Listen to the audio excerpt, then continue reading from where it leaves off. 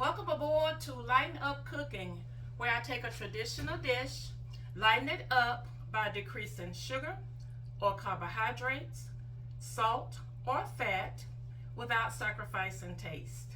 Today I'm going to lighten up a traditional earthquake cake. Now, I'm going to start by preheating the oven to 325 degrees. You're going to take your baking dish. A 9 by 13 is the recommended size, but I'm using an 11 by 7. You're going to spray your dish with a non-stick cooking spray.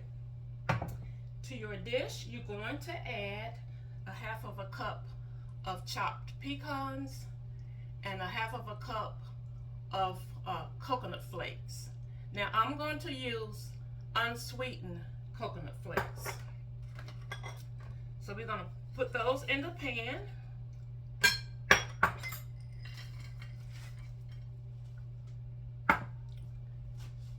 Just kind of mix them together a little bit.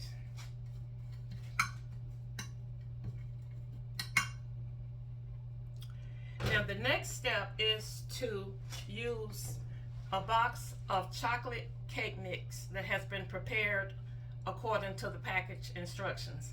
Now you know I'm going to omit that part, and I'm going to do a chocolate cake using my baking blend, my alternative baking blend, which consists of almond flour, coconut flour, and xanthan gum.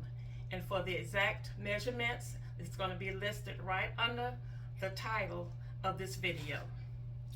So let me give you the dry ingredients for the cake.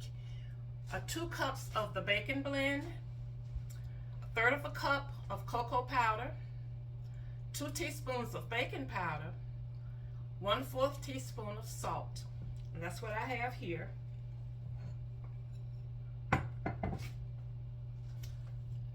3/4 cups of sweetener, and I'm using the all-purpose sugar in the raw, 3/4 cups, a half of a cup of milk,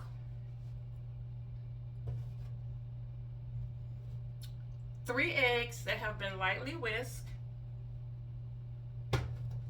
and 1/4 of a cup of melted butter. Now, you can blend these ingredients however you choose, in whatever order you want to blend them in, but it's probably better to add the eggs last so that you can kind of taste your batter to make sure that it's sweetened enough. So you don't have to use the sweetener that I'm using, because there are a lot of sweeteners out there on the market, but some are less sweet than others. So if you want to be sure that it's sweetened enough, just kind of taste your batter before you add your eggs. So I'm going to go ahead and blend my batter, and when I come back, we'll continue on with the cake.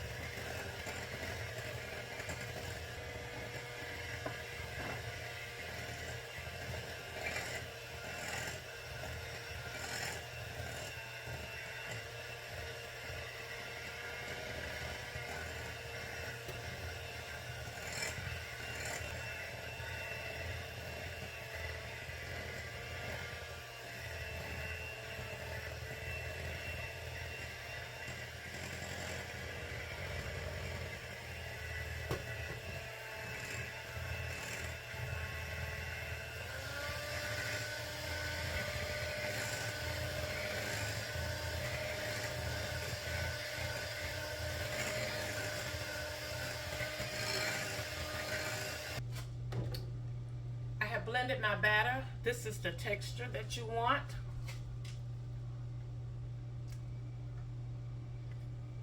For the cake portion. Okay. So you're going to take this, your batter. I also added half of a teaspoon of vanilla extract. Well, a teaspoon, not a half, a whole teaspoon of vanilla extract to the batter. So you're going to take your batter and you're going to pour it over the coconut flakes and the pecans.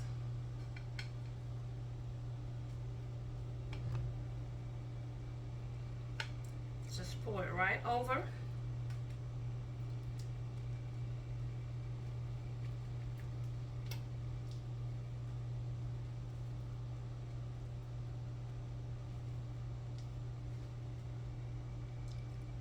And you're going to smooth it around as best you can.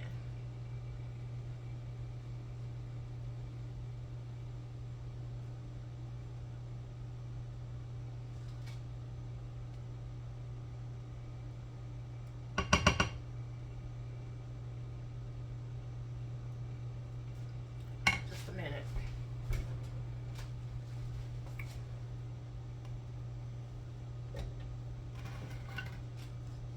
So you're going to smooth it around as best you can, like that.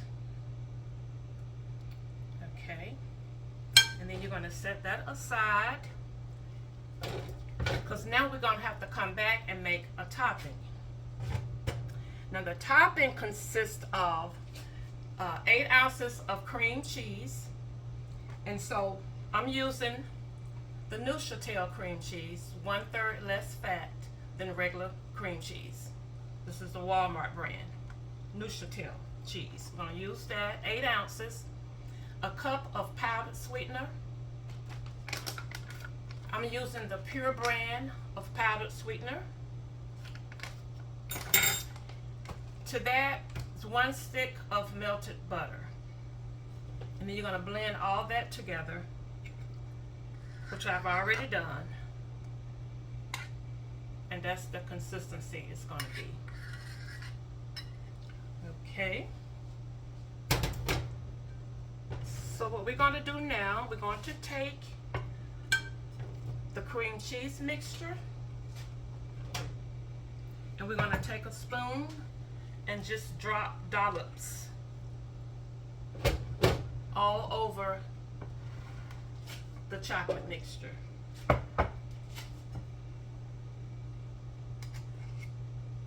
Until we get it all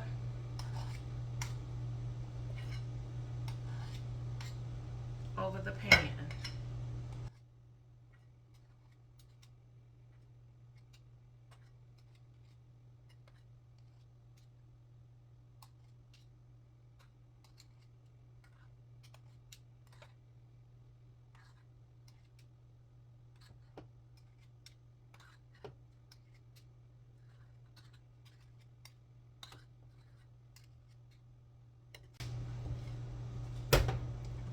Okay, like that. Now you're going to take a knife or a skewer. Let's see if I can do it with the skewer. And you're going to just go in and just kind of make swirls. Go all the way to the bottom, so you can get some of the coconut and the pecans mixed in. I don't know, a knife might would work better. Let's see. I'm gonna try my knife. Let's see. Yeah, knife works better.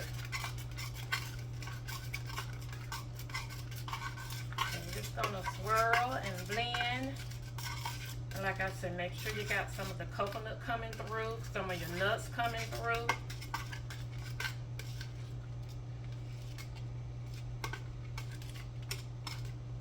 I think that's enough swirling. Now at this point, some people will add chocolate chips.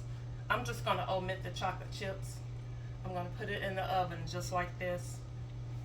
Like I said before, we're going to bake it on 325 and you're going to bake it for 45 minutes until lightly cooked, because you want the center to be moist. You want the center to still be wet, so you got to watch it and don't overcook. So I'm going to put mine in the oven, and when it comes out, I'll be back for the taste test.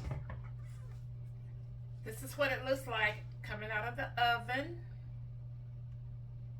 Mine cooked for 40 minutes instead of 45.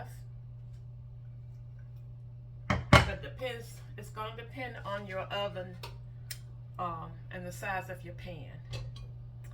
So let's do a taste test.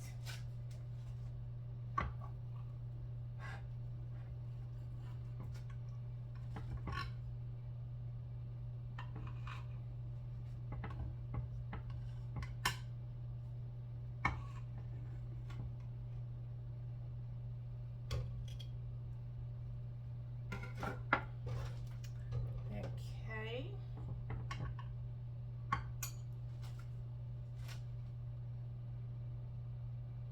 That's what it looks like.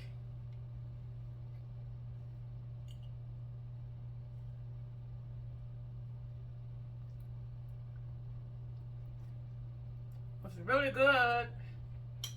This is delicious. If you like chocolate cake and if you like cheesecake, this is what you got here.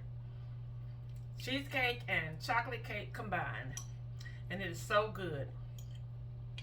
You could even put a fruit topping on this. You could eat it with ice cream. You could eat it with fresh fruit, or you could just eat it like it is. It's really good. It's delicious. It really is delicious. I'm gonna take one more little bite. It's good. Now with the bacon blends, you want to refrigerate your cake after you bake it. You can leave it out, but no more than 1 day. And then you want to refrigerate it. And then after that, you keep it in the refrigerator, and then when you want to eat a piece, you take it out and just let it come to room temperature. When they say cake tastes better the next day, that really is true with these alternative bacon blends, because they do taste better the next day. And you want to keep them refrigerated as much as possible. So if you decide to make it, enjoy. And I hope you will continue to watch my videos. And until the next time, share a smile with someone. It will light up their spirit and yours too. Bye now.